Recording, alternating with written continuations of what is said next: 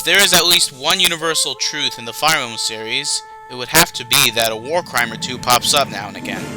Once again, I count up the tally in a Fire Emblem game, but this time around, I decided to go with Birthright, my personal favorite of the Fates paths. Now, what war crimes I count for this video are those that can't be avoided, like whatever happens in the story, or if the only way to beat a map is to commit one. For example, I won't be counting triggering the Dragon Veins in Chapter 21 as a war crime because, although it's easier to use it, you can clear the map without needing to use it. This also means that war crimes that happens in paralogs don't count for all intents and purposes of this video. With that explanation out of the way, I suppose it's now time to figure out how much of a Geneva suggestion are the Geneva Conventions, as well as other rules of war like the Hague Regulations. But nobody cares about the Hague Regulations, damn shame.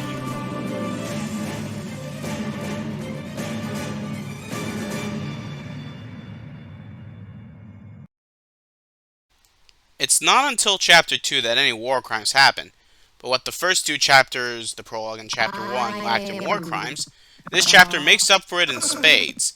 Garon ordered the summary executions of Kaze and Rinka, and went out of his way to summarily execute a Hoshidan prisoner of war.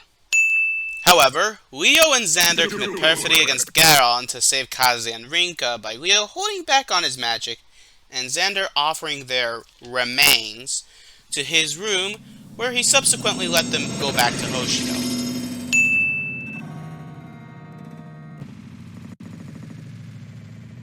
The end of Chapter 3 has two counts of perfidy, one where Hans knocks Gunther into the bottomless canyon, and one where Corrin attacks Hans with his Dragon Fang, even though he really shouldn't have that skill unless you severely overlevel him.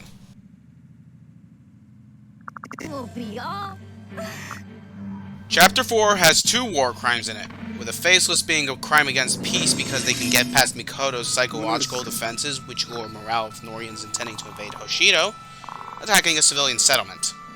That's about it, really.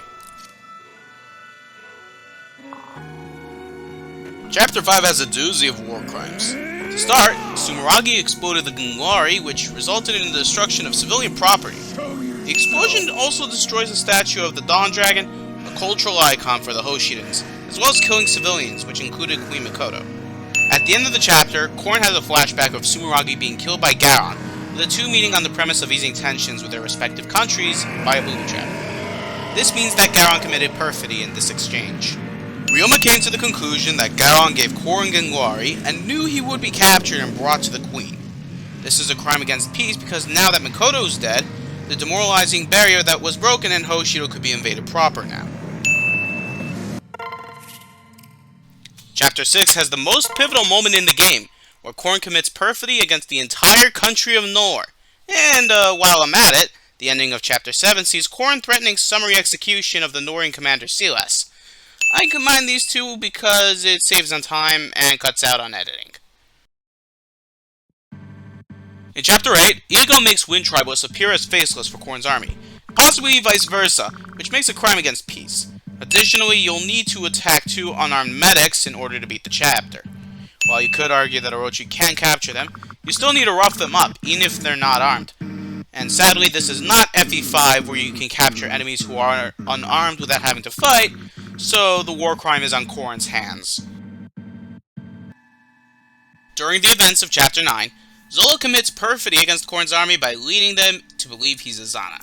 He later attempted summary execution against Corrin and Sakura, but the two are saved by Corrin's army committing perfidy against Zola's army by disguising themselves as Norian troops, later attacking the real Norian troops. After the events of the chapter, Leo attempts to summarily execute Zola, but Corrin convinced him not to do that because there was no benefit for him to do so. At the start of Chapter 10, Hinoka and later Corrin threaten summary execution against Zola, which makes two counts of the crime. In addition, you have to kill two medics and the Shrine Maidens in order to clear the map, which makes two charges of attacking unarmed medics. A Valite army attacks a civilian ship that Corrin's army was using in Chapter 11, but not before Hinoka is ready to summarily execute Zola.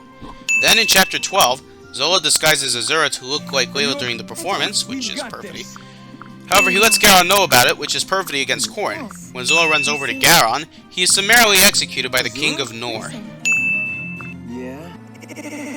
Another set of war crimes doesn't happen until Chapter 15, where Ego commits a crime against peace by killing a werewolf in neutral territory via a landmine, provoking the Wolfskin to attack Corrin's army.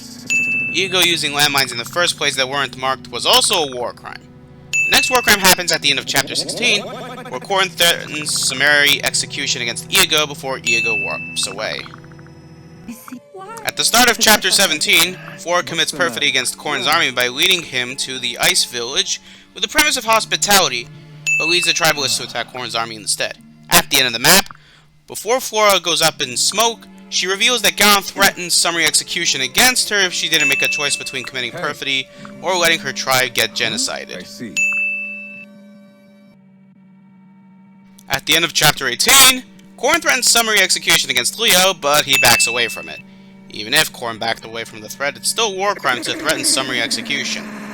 Later in Chapter 19, the only way to complete the map is to kill 2 armed medics in the Adventurers that only have physics staves. Back in North for Chapter 20, Ego summons Faceless as a crime against peace by making them fight Corrin's army. Ego also uses chemical weapons in the form of stomach acid, which is a violation of the Chemical Weapons Convention. To top it all off, Ego violates the Environmental Modification Clause of all things by attempting to resuscitate the dragon that makes up for Dragonfall. Come to think of it, this is all disrespecting the deceased, which is a violation of Additional Protocols 1 of the Geneva Conventions. That's right. Fast forwarding a chapter, since Chapter 21 doesn't have anything, Chapter 22 doesn't have any war crimes either, since civilians weren't being targeted. However, Ryoma does uphold the 3rd Geneva Conventions here marvelously in regards to Shura, which even motivates him to hop along with his army. The next chapter has you fight in the Norian Underground, but Camilla actively destroys civilian property by triggering the Dragon Banes here. She has to do it at least once, according to an LTC I saw, which gives Chapter 23 1 war crime. Chapters 24, 25, and 26 have 1 war crime apiece, with Hans killing a non-combatant in Lilith, Leo summarily executing Ego, and Xander killing a non-combatant in Elise, respectively. After that, no more war crimes happen for the rest of the campaign. So how many war crimes were committed in Fire Emblem Fates Birthright? Well, I came to a total of 50 war crimes. While that's less than what I got for FE8, that's still quite the number of war crimes to commit. And more of the war crimes were on the player-controlled army than in FE8. So that's something that's a bit surprising. Anyways, thank you for watching, and I'll see y'all the next time I feel like uploading.